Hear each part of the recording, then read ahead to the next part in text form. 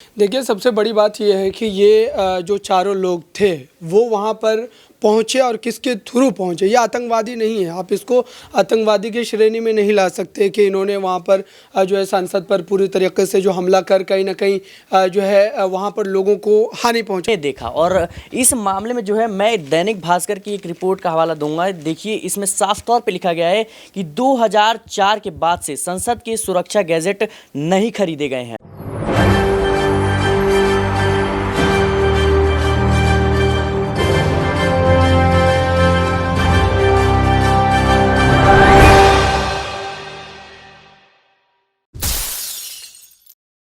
नमस्कार, SPN 9 news आप देख रहे हैं। स्वागत है आप सभी का SPN 9 न्यूज की इस खास पेशकश में बात सच की।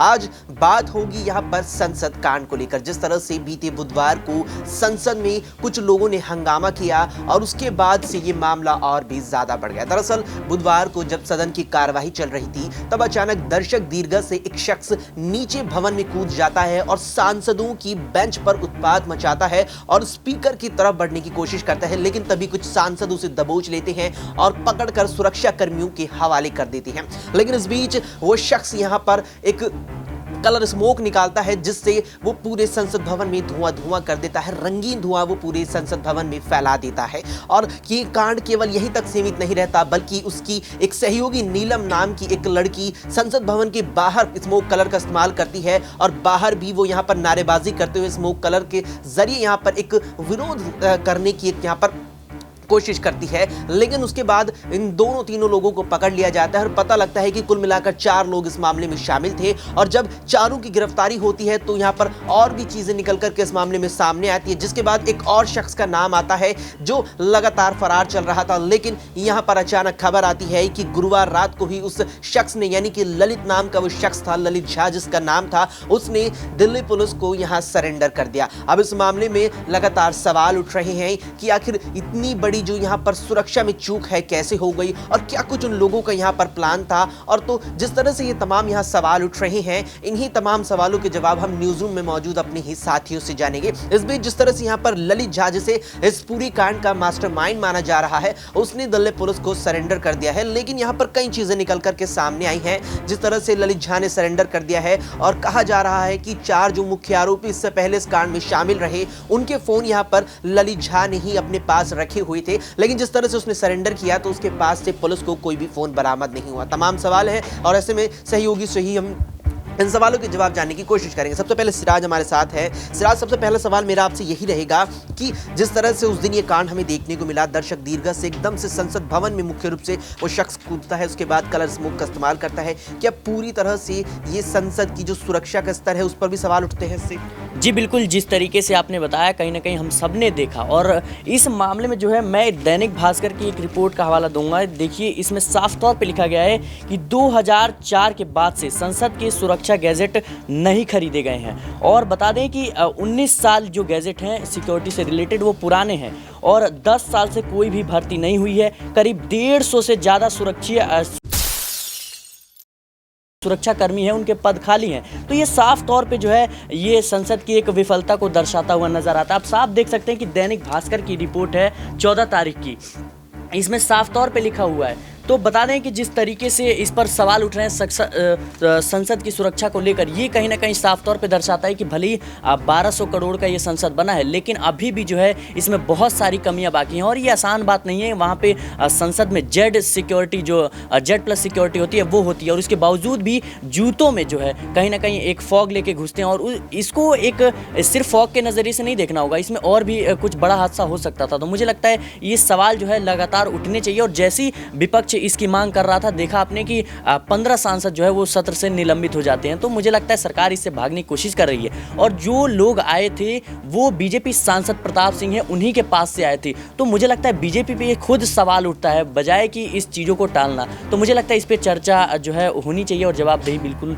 बनती है बीजेपी। आपने यहाँ पर जिक्र किया उस रिपोर्ट का जो बताती है कि 2004 से जो गैजेट्स है, जो सुरक्षा के उपकरण है संसद की सुरक्षा में इस्तेमाल किए जाते हैं, वो बदले नहीं गए हैं। उनका जो मॉडर्नाइजेशन है वो नहीं नहीं हुआ है, तो क्या इसका ये मतलब समझा जाए कि 2023 में जो पूरी प्रक्रिया है लोकसभा की, संसद की, वो नए सदन में शिफ्ट हो गई है? नए सदन में भी वही चीजें जारी हैं, वही गैजेट्स इस्तेमाल किए जा रहे हैं? जी बिल्कुल, रिपोर्ट से तो यही लगता है। आप साफ तौर पे देख सकते हैं कि दैनिक भास्कर ने जो रिपोर्ट दिया उसमें 150 से ज़्यादा पद खाली हैं। तो ये भी सवाल उठता है कि और जो उसमें अभी संसद में जो ट्रेनिंग में लगे हैं जो सुरक्षाकर्मी, उनको पूरी तरीके से ट्रेन नहीं किया है। वो इंसान के जो लोग हैं उनके स्वभाव को नहीं पहचान सकते, बल्कि पुराने संसद में जो सुरक्षाकर्मी थे उनको बाकायदा ट्रेनिंग दी गई थी कि जो लोग हैं उसको देख करके उनके स्वभाव को पहचान जाते थे। तो मुझे लगता है ये सवाल जो है उठना लाजमी है कि आखिर वो 150 पद हैं वो खाली क्यों है? क्या देश में जो है अभी किस तरह की जो है चीज़ें हो रही हैं, इस पर सवाल बनता है। बिल्कुल, यहाँ पर सवाल बनते हैं। यहाँ पर सुरक्षा का जो स्तर है उस पर भी लगातार सवाल उठ रहे हैं। जिस तरह से हमारे सहयोगी सिराज का कहना है कि जो उपकरणों का इस्तेमाल किया जाता है सुरक्षा के लिए यहाँ संसद भवन में, वो आखिरी मर्तबा साल 2004 में बदले गए थे। साल 2004 में उनको कहीं ना कहीं अपग्रेड किया गया था, लेकिन उसके बाद से अपग्रेड नहीं किया गया, जबकि पूरा संसद भवन यहाँ पर अपग्रेड ही नहीं तब्दील हो चुका है नए संसद भवन में। तमाम प्रक्रिया नए संसद भवन में होती है, लेकिन उसके बावजूद भी यहाँ पर जो उपकरण है, जो तमाम यहाँ सुरक्षा के जो डिजिटल गैजेट्स हैं, उनको यहाँ पर अपग्रेड नहीं किया गया है। उसको लेकर भी लगातार सवाल उठ रहे हैं। यहाँ पर हमारे सहयोगी अबरार है। अबरार से सवाल रहेगा कि अबरार, जिस तरह से इस पूरे मामले में अब ललित जहाँ का नाम आ रहा था और उसने अब सरेंडर कर दिया है, तो सरेंडर करने के बाद एक बात निकल करके सामने आई कि उसके पास चारों आरोपियों के फोन थे जो बरामद नहीं हुए हैं। तो क्या लगता है कि वाकई में वो मास्टरमाइंड है? उस फोन का क्या मसला लगता है? देखिए, सबसे बड़ी बात यह है कि ये जो चारों लोग थे वो वहाँ पर पहुँचे और किसके थ्रू पहुँचे। ये आतंकवादी नहीं है, आप इसको आतंकवादी की श्रेणी में नहीं ला सकते कि इन्होंने वहाँ पर जो है सांसद पर पूरी तरीके से जो हमला कर कहीं ना कहीं जो है वहाँ पर लोगों को हानि पहुँचाने की कोशिश की।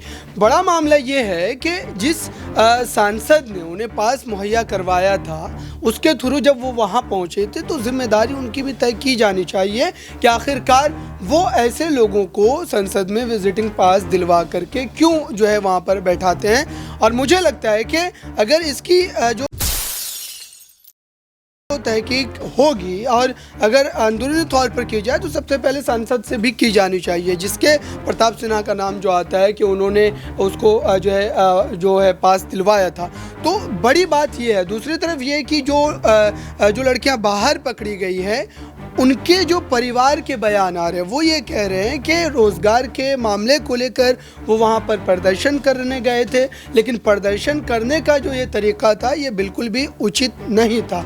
और इस पूरे मामले में जो अब कस्टडी दी गई है पटियाला हाउस कोर्ट के द्वारा, मुझे लगता है कि 8-10 दिन का जो कस्टडी है उसमें ये तमाम बातों से पर्दा उठता नजर आएगा। लेकिन कुल मिलाकर के जो तमाम अधिकारी वहाँ पर सुरक्षा में लगे हुए हैं, तैनाती उनकी की गई है, उन पर भी कार्रवाई होनी चाहिए कि आखिरकार इतने लेयर की जो है सिक्योरिटी को ब्रीच करते हुए वो लोग कैसे वहाँ पहुँच जाते हैं। तो ये तय होना चाहिए, जो अधिकारी वहाँ पर जो है उस समय ड्यूटी पर थे उनके खिलाफ भी कार्रवाई होनी चाहिए। क्योंकि मान लीजिए अगर वो घटना किसी बड़े रूप में हमें देखने को मिलती, तो आज सोचिए कि हम किस बात पर, किस विषय पर चर्चा कर रहे होते।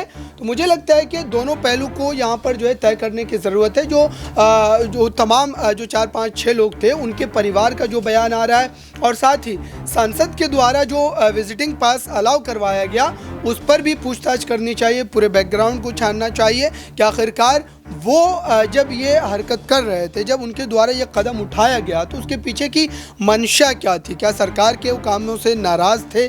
क्या जो है वो रोज़गार के मुद्दे को उठाना चाह रहे थे? क्योंकि परिवार के कई लोगों ने जो नीलम का नाम आता है उसकी भाभी का बयान आया, उसने ये कहा कि उसके पास बहुत सारी डिग्रियां हैं, एमफिल कर रही है वो और बहुत सारी डिग्रियां हैं उसके पास।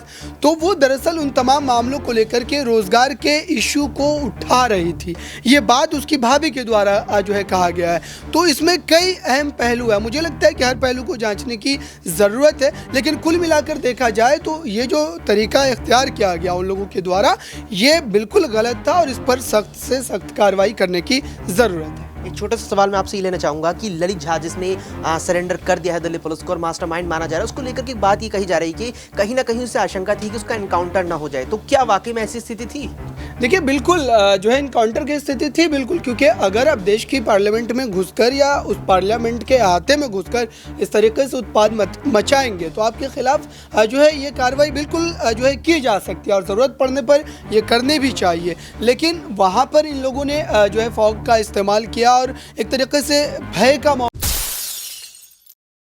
माहौल जो है वहाँ पर जो है फैलाने की कोशिश की। मुझे लगता है कि वो किसी भी तरीके का जानी नुकसान नहीं पहुँचाना चाह रहे थे, शायद अपनी बात को रखना चाह रहे थे या फिर उनकी मंशा कुछ और थी। ये तमाम बातें तो जांच का विषय है, लेकिन फ़िलहाल ये जो है घटना घटने के बाद जो वहाँ पर सुरक्षा को लेकर के जो एक बड़ा सवाल खड़ा हुआ है, उसको कहीं ना कहीं अब पूरी तरीके से जो है ध्यान में रखने की ज़रूरत है, उसको एक बार फिर से रीचेक करने की ज़रूरत है।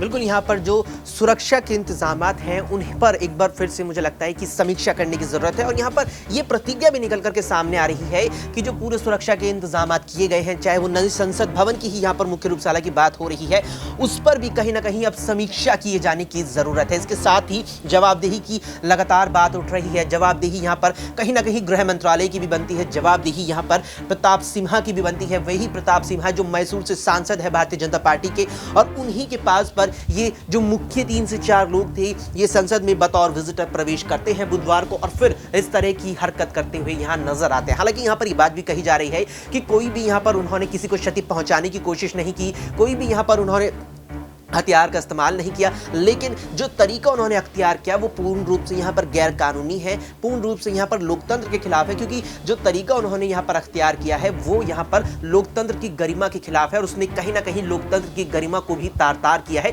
इसीलिए यहाँ पर अब इन तमाम आरोपियों के खिलाफ संसद भवन के मार्ग में पड़ने वाले थाने में FIR भी दर्ज हुई है। यूईपीए की धारा के तहत केस दर्ज हुआ, जिसके बाद बीते गुरुवार को पटियाला हाउस कोर्ट में उनकी पेशी थी और करीबन 8 से 10 दिन की पुलिस रिमांड पर भी उन्हें भेज दिया गया है। अब देखना है कि पुलिस रिमांड के दौरान क्या कुछ पुलिस को उन तमाम आरोपियों के खिलाफ मिलता है, क्या कुछ ऐसा निकल कर के सामने आता है कि वे क्या वाकई में देश विरोधी किसी गतिविधि के में अंजाम देने वाले थे, देश विरोधी किसी गतिविधि को या देश विरोधी किसी बड़ी घटना में वे साजिश में वे शामिल थे। ऐसी तमाम चीजें हैं जो अब निकल करके सामने आनी बाकी है, या ये भी चीज निकल करके सामने आ सकती है कि वे मात्र यहाँ पर अपना विरोध प्रदर्शन जता रहे थे, लेकिन उसका तरीका बिल्कुल यहाँ पर गलत था। इस पूरे मामले पर आपका क्या मानना है? इस पूरे कांड पर आपको क्या लगता है कि जवाबदेही किसकी बनती है? सुरक्षा पर क्या आपकी सोच है? कमेंट बॉक्स में अपनी राय कमेंट करके हमें जरूर बताएं। फिलहाल के लिए इस पेशकश में इतना ही। देश और दुनिया की तमाम खबरों के लिए आप देखते रहें SPN9।